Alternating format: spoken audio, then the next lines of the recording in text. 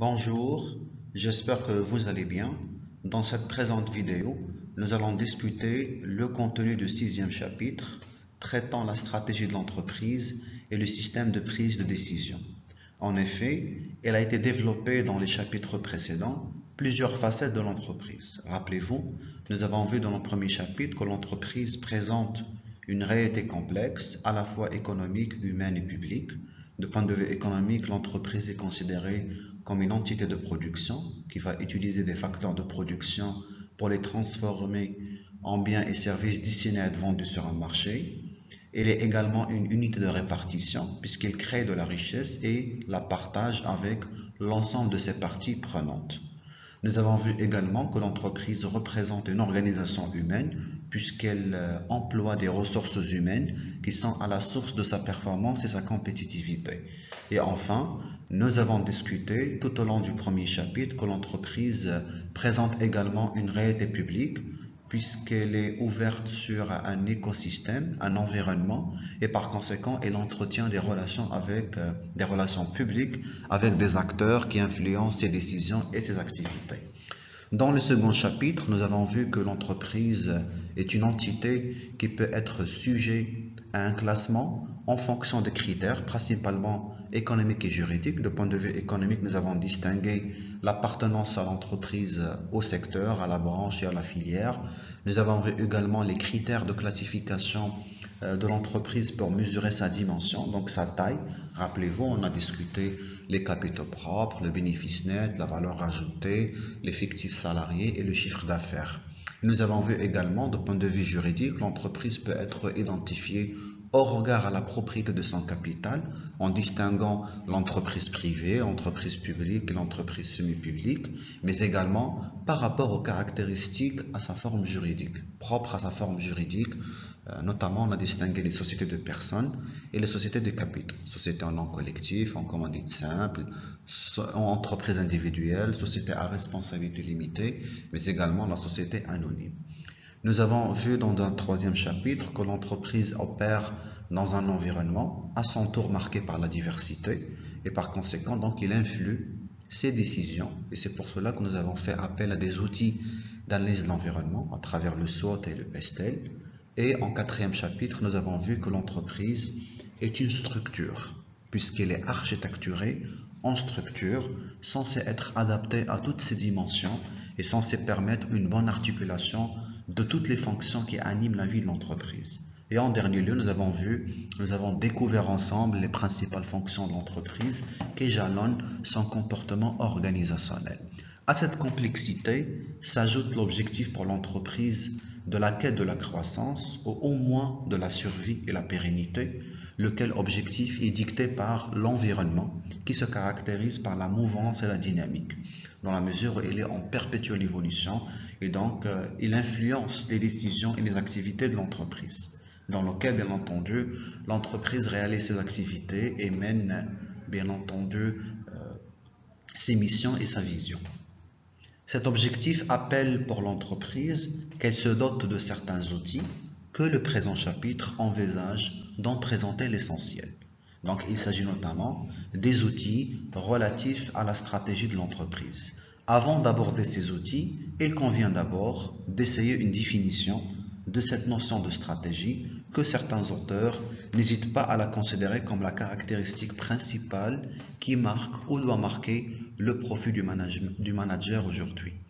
Donc, comme vous voyez sur l'écran, il s'agit de discuter dans un premier temps la définition de la stratégie. Par la suite, on va revenir sur les composantes de la stratégie de l'entreprise avant même de vous présenter les étapes de la démarche stratégique et on terminera ce chapitre par la discussion du système de prise de décision en vous expliquant la typologie des décisions en entreprise et leur implication. Donc, plusieurs définitions ont été données à la notion de stratégie. Nous allons en retenir quelques-unes dont les auteurs sont d'un certain renom. Commençons par Alfred Chandler, l'un des auteurs les plus influents en matière du management stratégique. Donc, selon cet auteur, la stratégie consiste à déterminer les objectifs et les buts fondamentaux à long terme d'une organisation ou d'une entreprise puis à choisir les modes d'action et d'allocation des ressources qui permettront d'atteindre ces objectifs et ces buts. Généralement, la stratégie comporte deux phases: la fixation d'objectifs à moyen et à long terme et la détermination des ressources et des moyens. Donc, la stratégie présente un concept qui fait partie du quotidien du manager. Pour Henri Metzberg, la stratégie est un plan, voire un modèle, une position, une perspective ou, comme il l'appelle Henri Metzberg, un stratagème. Pour lui, donc, la stratégie peut être traduite par plusieurs questions. D'abord, le quoi, de manière à s'interroger sur que produire, ensuite comment réaliser cette production, et enfin les moyens, c'est-à-dire avec quels moyens le faire. Et là, l'entreprise peut utiliser à la fois des moyens humains, matériels, financiers, techniques et technologiques. Pour Thiedard, la stratégie est l'ensemble des décisions et des actions relatives au choix et à l'articulation des moyens en vue d'atteindre des objectifs précis à moyen et à long terme cohérents avec ces finalités. À travers ces trois définitions, on peut retenir la définition simple suivante. La stratégie consiste pour une entreprise à se fixer des objectifs à long terme et à se donner les moyens de les atteindre compte tenu de ses ressources. Donc là, on met en relief deux éléments principaux. D'abord, la fixation des objectifs à long terme, qui traduit l'orientation générale de l'entreprise au regard à ses activités et à son business model, et par la suite, chercher les moyens nécessaires pour leur mise en œuvre de manière à atteindre les objectifs compte tenu des ressources et des compétences que l'entreprise détient. À la notion de la stratégie s'ajoutent d'autres notions. Et là, on va voir un peu la différence entre les décisions stratégiques et les décisions opérationnelles. Et donc, les décisions stratégiques visent le moyen et long terme et ne relèvent pas de la gestion courante, par opposition à la décision opérationnelle ou décisions opérationnelles au pluriel, qui sont reliées à la gestion au quotidien. Deuxième élément, les décisions stratégiques provoquent des changements structurels et elles ont un impact important sur la vie de l'entreprise, voire même sur son environnement, contrairement aux décisions opérationnelles qui ont un impact à court terme. Donc, quand on parle de décisions stratégiques, on fait référence à des décisions lourdes qui impactent structurellement l'entreprise, en interne et en externe. Donc, elle peut influencer la vie de l'entreprise ou voire même son entourage, son écosystème, son environnement. Alors que les décisions opérationnelles sont liées à la gestion courante et ils ont généralement un impact à court terme. Les décisions stratégiques sont prises par la direction générale, c'est pour cela qu'on parle en anglais de corporate strategy, alors que les décisions opérationnelles relèvent des autres directions fonctionnelles et là on parle du business stratégie. La stratégie a un impact général sur l'ensemble de l'entreprise et non sur une fonction ou un service particulier, comme c'est le cas pour les décisions opérationnelles. Troisième notion qu'on doit discuter, c'est la notion du domaine d'activité stratégique ou voire même le métier. Donc la stratégie de l'entreprise doit être en accord avec ses finalités et ses objectifs, mais également en cohérence avec ses différents métiers, ou ce qu'on appelle en management stratégique les domaines d'activité stratégique. Les finalités traduisent la vocation de l'entreprise, ce sont les raisons d'être de l'entreprise. Quand on parle de finalité, on fait référence à tout ce qui constitue la vision de l'entreprise. Deuxième élément à comprendre, c'est l'objectif stratégique. Généralement, en matière stratégique, un objectif est un résultat précis à atteindre dans un délai déterminé. Il traduit la volonté de modifier l'évolution de l'entreprise et généralement, les résultats traduisent l'efficacité de l'entreprise, notamment les résultats que l'entreprise a atteints. Un objectif peut être à la fois économique et non économique. Par exemple, En matière d'objectifs économiques, on peut considérer la croissance de chiffre d'affaires, les objectifs en termes de volume, les quantités produites, rappelez-vous l'économie d'échelle, de maintien ou d'augmentation de parts de marché, par exemple, des objectifs en termes de prix ou de coût, de profit, de flexibilité, ainsi de suite. Donc, ils ont une coloration économique. Mais également, l'entreprise peut fixer des objectifs qui ne sont pas économiques. Et généralement, il s'agit par exemple de la recherche de prestige, une aspiration des dirigeants, des objectifs sociaux comme la satisfaction du personnel, la formation des salariés, l'image de marque ou encore la réputation et la position sur le marché. Il existe donc une hiérarchie des objectifs. Généralement, on distingue l'objectif général, l'objectif intermédiaire et l'objectif opérationnel. Un objectif général traduit la ligne d'action de l'entreprise déterminée au plus niveau hiérarchique, comme par exemple augmenter le profit. Un objectif est considéré comme intermédiaire lorsqu'il découle de l'objectif général, et ces objectifs intermédiaires sont élaborés au niveau des grandes fonctions ou des départements, comme par exemple le fait de diversifier les canaux de distribution. Enfin, les objectifs opérationnels sont précisés à l'intérieur de chaque département pour réaliser des actions de plus court terme qui répondent aux objectifs intermédiaires, comme par exemple favoriser le référencement en grande surface. Donc là, il faut faire la distinction. Objectif général, c'est la ligne d'action déterminée au plus niveau hiérarchique, généralement la direction générale. Les objectifs intermédiaires sont élaborés au niveau des grandes fonctions ou des départements. Et ils découlent de l'objectif général, parce que l'objectif final, c'est l'atteinte de la stratégie qui représente un ensemble d'objectifs généraux. Et enfin, donc, les objectifs stratégiques, les objectifs opérationnels, qui sont précisés à l'intérieur de chaque fonction. Et l'objectif, bien entendu, est de répondre aux objectifs intermédiaires. Le domaine d'activité stratégique, ou ce qu'on appelle les métiers de l'entreprise, un métier correspond généralement au savoir-faire et aux compétences mises en œuvre dans l'exercice d'une profession. La plupart des entreprises, notamment les PME, les petites et moyennes entreprises, n'exercent qu'un seul métier. Donc là, ils sont dans la spécialisation. D'autres entreprises, notamment les grandes, peuvent exercer plusieurs métiers ou travailler sur plusieurs secteurs d'activité. Parce que généralement, les grandes entreprises sont dans la diversification, puisqu'elles sont présentes sur plusieurs métiers à la fois. Quand une entreprise exerce plusieurs métiers, elle doit non seulement définir une stratégie globale pour l'ensemble de l'entreprise, mais de définir des stratégies par domaine d'activité. C'est pour cela qu'on parle de stratégie de domaine, parce qu'on fait allusion à ce qu'on appelle le domaine d'activité stratégique. Et donc, un domaine d'activité stratégique correspond au sous-ensemble d'une entreprise auquel il est possible d'affecter ou d'obtenir des ressources, qui peuvent être matérielles, financières, humaines, techniques, etc., de façon autonome.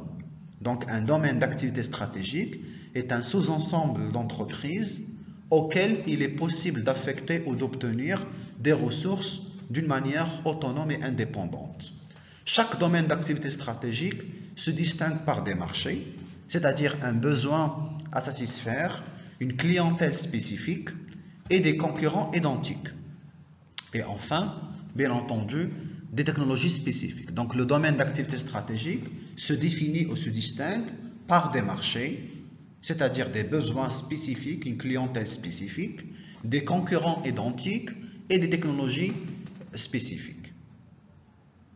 Donc après avoir tenté une définition de la stratégie, nous allons exposer maintenant quelques-unes de ces composantes avant d'aborder donc la démarche stratégique. Donc en matière des composantes de la stratégie de l'entreprise, nous allons distinguer dans un premier temps les stratégies d'adaptation et les stratégies d'innovation. Généralement, les stratégies d'adaptation sont spécifiques aux PME et sont observées dans le contexte des PME parce que comme on a déjà vu dans le chapitre relatif à l'environnement, les petites et moyennes entreprises sont fragiles par rapport aux turbulences de l'environnement. Et par conséquent, pour assurer leur survie et leur pérennité, ils adoptent des comportements d'adaptation, des stratégies d'adaptation. Donc là, il s'agit de stratégies de type défensif et qui consistent à s'adapter a posteriori, donc après coup, au changement de l'environnement. Et la finalité de ces stratégies est de maintenir la survie économique de l'entreprise en question. Et l'objectif, c'est de maintenir sa position concurrentielle. Donc, ce type de stratégie, il est observable dans le contexte des PME. Alors que généralement, les grandes entreprises et les firmes multinationales adoptent des stratégies d'innovation qui représentent des stratégies de type offensif, puisque l'entreprise anticipe par rapport au changement de l'environnement avant même leur survenance. Et donc, l'entreprise s'adapte a priori en anticipant les différents changements qui peuvent survenir sur son environnement. La finalité de ce type de stratégie est le développement économique de manière à ce que l'entreprise devienne un leader économique et financier de son secteur. Et l'objectif est non seulement de maintenir la position, mais d'accroître sa position concurrentielle. Passons donc à la distinction entre les stratégies délibérées et les stratégies émergentes. Pour les stratégies délibérées, les entreprises anticipent et planifient ce que sera le futur de leur essor dans un délai de 3 à 5 ans. C'est donc une démarche rationnelle qui permet aux entreprises de faire des choix volontaires. Ce type de stratégie est généralement disponible et observable dans le contexte des grandes entreprises et des firmes multinationales. Pour les stratégies émergentes, dans ce cas, l'entreprise se veut pragmatique et s'adapte en fonction des événements qui affectent l'activité de l'entreprise. Elle agit de façon intuitive et réactive, et cela s'explique le plus souvent par une information limitée. Donc les stratégies émergentes sont beaucoup plus disponibles et observables dans le contexte des PME, puisque ce sont des entités fragiles et par conséquent, ils adoptent des postures pragmatiques d'adaptation. Dans les grandes entreprises, les deux démarches ont tendance à coexister. Cela se traduit par le fait qu'elles privilégient la démarche délibérée, mais s'adaptent au fur et à mesure des circonstances de son environnement. Troisième distinction, les stratégies globales, les stratégies de domaine et les stratégies donc fonctionnelles. Pour les stratégies globales, ce qu'on appelle en anglais corporate strategy, elles concernent l'ensemble de l'entreprise. Toutes les entreprises ont forcément une stratégie globale, ont obligatoirement une stratégie globale. Chaque entreprise a des choix stratégiques à réaliser à 4 niveaux. D'abord, économique. L'entreprise doit décider si elle exerce un seul métier. Donc là, nous sommes dans une stratégie de spécialisation ou plusieurs métiers. Donc là, nous sommes dans des stratégies de diversification ou ce qu'on appelle les stratégies de domaine. Et que lorsque l'entreprise adopte plusieurs métiers, elle doit non seulement avoir une stratégie globale, mais également des stratégies par domaine d'activité stratégique. L'entreprise doit décider si elle fait tout elle-même, donc là on est dans une stratégie d'intégration ou de croissance verticale, ou si elle va faire une partie de son activité et sous-traiter à l'extérieur le reste. Et là nous sommes dans une stratégie d'externalisation. De point de vue également juridique, l'entreprise doit décider si elle va se développer de façon autonome, et donc là on fait appel à la stratégie de croissance interne, ou au contraire, si elle va s'agrandir en rachetant des entreprises. Et donc là nous sommes dans une logique de croissance externe, notamment à travers les fusions, acquisitions ou les absorptions. Et en troisième lieu, géographique, l'entreprise doit décider si elle va exercer son activité au niveau national, voire local, et là nous sommes dans des stratégies nationales locales, ou si elle va s'internationaliser en sollicitant le reste du monde. Et donc là nous sommes dans des stratégies d'internationalisation. Passons donc au deuxième Deuxième type de stratégie, ce qu'on appelle les stratégies de domaine, par domaine d'activité stratégique. Généralement, toutes les entreprises n'ont pas de domaine d'activité stratégique. Dans ce cas, ils n'auront qu'une stratégie globale. Et là, nous sommes dans la spécialisation, notamment les PME. Alors que pour les grandes entreprises et les firmes multinationales, généralement, ces entreprises sont présentes sur plusieurs domaines, elles exercent plusieurs métiers, et par conséquent, ils adoptent à la fois une stratégie globale qui est destinée à toute l'entreprise et des stratégies par domaine d'activité. En revanche, les entreprises qui ont plusieurs domaines d'activité stratégique devront, en plus de la stratégie globale, adopter une stratégie par domaine dans le but de se différencier de la concurrence. Enfin, la stratégie fonctionnelle ou opérationnelle, elle intervient après les deux premières et correspond à la mise en œuvre de la stratégie avec des conséquences sur chacune des grandes fonctions de l'entreprise. Dans tous les cas, la stratégie est contingente. Une stratégie est dite contingente, c'est une stratégie qui correspond à l'entreprise et à son activité. Dans ce cas, l'importance du diagnostic stratégique est cruciale. On constate qu'un certain nombre de facteurs de proximité, appelés facteurs contingence, influencent le choix de la stratégie. Passons donc à la démarche stratégique telle qu'elle a été préconisée par Michael Porter. Selon Michael Porter, la démarche stratégique se décline en 5 étapes. La première étape consiste à segmenter l'organisation en domaines d'activité stratégique. Et là, on parle d'une segmentation stratégique. Deuxième étape consiste à analyser chaque domaine d'activité stratégique à travers le modèle SWOT. Rappelez-vous, les forces et les faiblesses et les opportunités et les menaces. Donc là, il s'agit de réaliser une analyse concurrentielle de chaque domaine à l'aide de la matrice SWOT. Troisième étape, c'est le fait de choisir une stratégie, une option pour chaque domaine d'activité stratégique en capitalisant sur les conclusions du diagnostic stratégique réalisé à l'aide de matrice SWOT.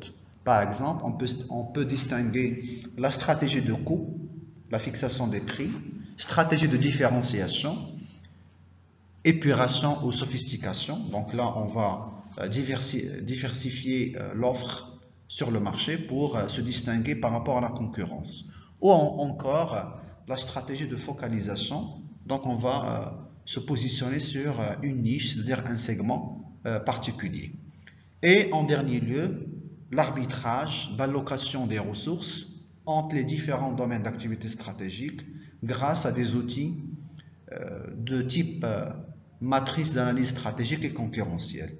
Et enfin donc, l'évolution du périmètre d'activité vers des nouveaux domaines d'activité stratégique, ce qui entraîne le choix de stratégies de diversification, internationalisation, intégration verticale ou externalisation, fusion-acquisition, alliance ou partenariat. Et il faut quand même préciser que la stratégie adoptée est tributaire de plusieurs facteurs. Nous en retiendrons ici principalement la taille et l'âge. Donc là, Michael Porter nous a fourni cette matrice qui consiste à réfléchir le processus de l'élaboration de la stratégie selon 5 étapes. D'abord, la segmentation stratégique, de manière à découper l'organisation en domaines d'activité stratégique, analyser chaque domaine d'activité stratégique à l'aide de la matrice SWOT, capitaliser sur les conclusions de ce diagnostic et choisir une stratégie, faire l'arbitrage d'allocation des différentes ressources nécessaires à la mise en œuvre de la stratégie et par la suite, éventuellement, l'évolution du périmètre de l'activité vers de nouveaux domaines d'activité stratégique. Donc là, on va voir comment on peut définir ou identifier les stratégies au regard, aux facteurs de la contingence.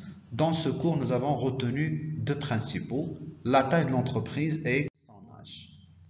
Donc, on va voir la démarche stratégique en fonction de la taille de l'entreprise, en distinguant principalement la PME par rapport à la grande entreprise. Et dans un second lieu, on va voir la démarche stratégique en fonction de l'âge. Et là, on fait référence au cycle de vie de l'entreprise. Création, croissance, maturité et déclin.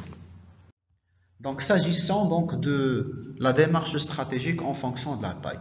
Donc là, vous avez déjà remarqué qu'il y a une différence en matière de spécificité managériale et organisationnelle entre les petites et moyennes entreprises et les grandes entreprises. Généralement, les PME sont dans une logique défensive et c'est pour cela qu'ils adoptent des stratégies d'adaptation, des stratégies émergentes, de manière à s'adapter au changement de l'environnement, puisque souvent ils n'ont pas l'accès à l'information. Donc l'information est limitée, ce qu'on appelle l'opacité de l'information, et par conséquent, ils subissent le changement. Alors que dans les grandes entreprises, souvent bien enracinées dans leur secteur et sur leur marché, et par conséquent, ils ont la capacité d'acquérir l'information. Et à partir de là, donc, ils sont dans une logique d'anticipation par rapport au changement de l'environnement.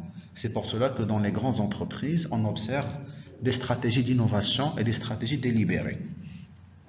En matière des métiers, généralement, les PME sont focalisées sur un seul métier, donc ils ont une stratégie de spécialisation, alors que les grandes entreprises sont dans une logique de diversification. Les PME adoptent des stratégies de croissance interne en choisissant un peu les ressources et les compétences qui vont les distinguer par rapport à leur écosystème, alors que les grandes entreprises ont la capacité de se développer en adoptant de la stratégie de croissance externe à travers l'acquisition des nouvelles entreprises. Généralement, les PME sont enracinées dans des territoires d'implantation et donc ils ont des stratégies locales. Donc là, ils ont une proximité géographique avec leur écosystème et donc ils adoptent des stratégies nationales et locales, même si parfois certaines PME peuvent aussi s'internationaliser. Et généralement, les grandes entreprises, elles ont suffisamment de capitaux propres ou d'investissement pour pouvoir s'internationaliser en essayant de conquérir des marchés à l'international. Et donc, les PME se caractérisent par la présence d'un seul domaine. Donc, il n'y a pas plusieurs domaines. Donc, rarement le domaine d'activité stratégique parce que généralement, ils sont focalisés sur un seul métier. Alors que les grandes entreprises sont diversifiées généralement et on remarque qu'il y a donc plusieurs domaines d'activité stratégique à la fois. Les PME peuvent adopter des stratégies de segmentation de niche, alors que les grandes entreprises adoptent des stratégies de domination par les coûts ou même des stratégies de différenciation de manière à se distinguer par rapport à leurs concurrents. Parce que souvent les PME sont dans une logique de survie, de point de vue économique, et la finalité est de maintenir leur position concurrentielle. Alors que les grandes entreprises sont souvent dans une logique proactive et par conséquent, ils cherchent non seulement à consolider leur position concurrentielle, mais à la développer, l'accroître sur un horizon temporel. Deuxième réflexion, c'est la démarche stratégique en fonction de l'âge. Et donc là, on fait référence généralement au cycle de vie de l'entreprise, à la création, croissance et maturité et au déclin. Donc, à la création, généralement, c'est au démarrage. L'entreprise est très peu structurée, elle a très peu de moyens et par conséquent, elle sera spécialisée, focalisée sur un seul métier. Elle va chercher à innover pour qu'elle accapare de nouvelles parts de marché, pour se distinguer par rapport aux concurrents et essayer d'arracher un chiffre d'affaires. Et ils adoptent des stratégies de croissance interne, généralement locale et nationale, et ils focalisent sur un seul segment de stratégie de niche. Et au fur et à mesure de son développement, donc elle passe à la phase de croissance et maturité, et c'est à partir de là on va observer les stratégies délibérées, les stratégies d'innovation, les stratégies de diversification ou même de croissance externe. Et à partir de là, si l'entreprise est diversifiée, elle va également adopter des stratégies de domination par les coûts, de manière à maîtriser la structure des coûts des produits, de manière à garantir une compétitivité par les prix. Et par la suite, elle va essayer de développer les éléments hors prix en adoptant des stratégies de différenciation par rapport à la concurrence, voire même d'internationalisation pour développer ses débouchés en matière de chiffre d'affaires. Et enfin, quand il y a donc le déclin, donc c'est généralement la fin de vie de l'entreprise, nous remarquons des stratégies de retrait, de recentrage sur un métier, et éventuellement des stratégies d'innovation pour pouvoir survivre. Voilà grosso modo la déclinaison de la démarche stratégique en fonction de l'âge et de la taille. On passe maintenant au dernier point de ce chapitre relatif au système de prise de décision. Donc généralement, en matière de stratégie de l'entreprise, la prise de décision constitue une tâche systématique et déterminante. Il convient d'en cerner le sens et de bien en comprendre le processus. Commençons d'abord par définir la notion donc de la décision. Donc, selon le groupe Stratégor, la décision est un processus par lequel une entreprise modifie sa stratégie réelle. Les décisions sont les processus par lesquels on effectue des choix permanents permettant d'adopter des changements à une stratégie entre un instant T et un instant T plus 1. Pour Helfer, Kalika et Orsoni, la décision est l'acte volontaire par lequel, après examen des questions douteuses ou litigieuses, on tranche, on prend pari. Donc là, il s'agit de décider, c'est de faire des choix entre des possibilités, des options qui sont offertes par une situation donnée.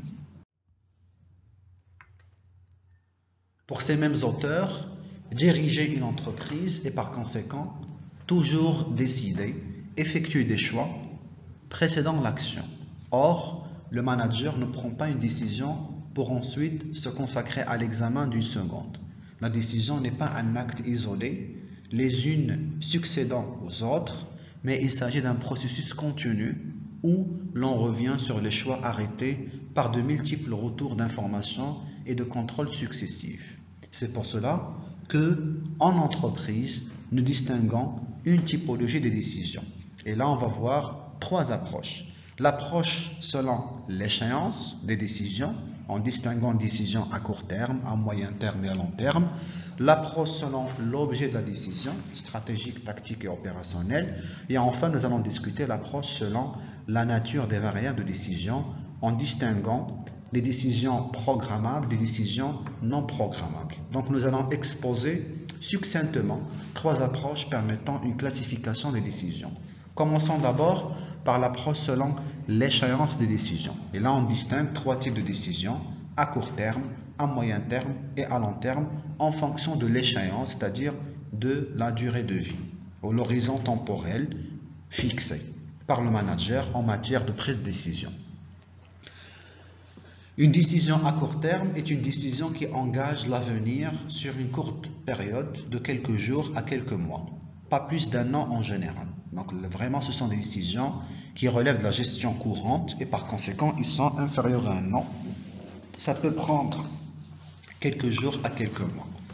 Une décision à moyen terme est une décision qui engage l'avenir sur une période de un an à quelques années.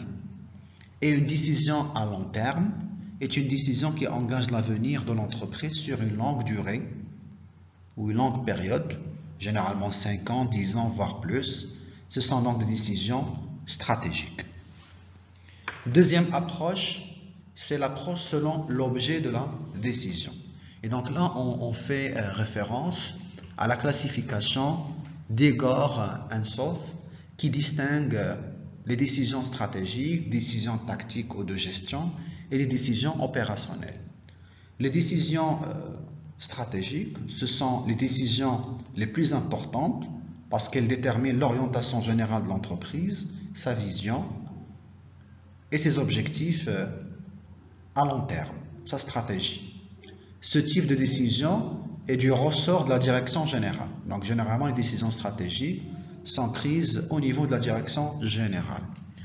Les décisions tactiques ou de gestion, appelées aussi décisions de pilotage, elles assurent la réalisation des décisions stratégiques et commandent les directions opérationnelles. Les décisions opérationnelles, ce sont donc des décisions qui se prennent en bas de la pyramide hiérarchique et qui consistent à assurer au jour le jour le fonctionnement courant et constant de l'entreprise. Une décision opérationnelle ou une décision de routine ne pose pas de difficultés spéciales. Donc là, les décisions stratégiques, ce sont des décisions de haut niveau, de top management, qui sont du ressort de la direction générale et qui engagent l'avenir de l'entreprise puisqu'ils définissent son orientation générale. Les décisions tactiques ou de gestion, ce sont des décisions qui assurent la réalisation des décisions stratégiques et commandent des directions opérationnelles. Alors que les décisions opérationnelles sont prises en bas de la pyramide hiérarchique et consistent à assurer au jour le jour le fonctionnement normal, courant, constant de l'entreprise. Et en dernier lieu, la troisième approche, c'est selon la nature des variables de décision. Et là, on distingue les décisions programmables et les décisions non programmables. Les décisions programmables, ce sont des décisions faciles à prendre qui portent sur des variables quantitatives et peu nombreuses et faciles à formaliser. Alors que les décisions non programmables, ce sont des décisions difficiles à prendre pour lesquelles les variables sont qualitatives et nombreuses et il est difficile de les formaliser. Donc une décision programmable, quand il est facile à prendre et il porte généralement sur des variables quantitatives, peu nombreuses et qui sont faciles à formaliser, à organiser.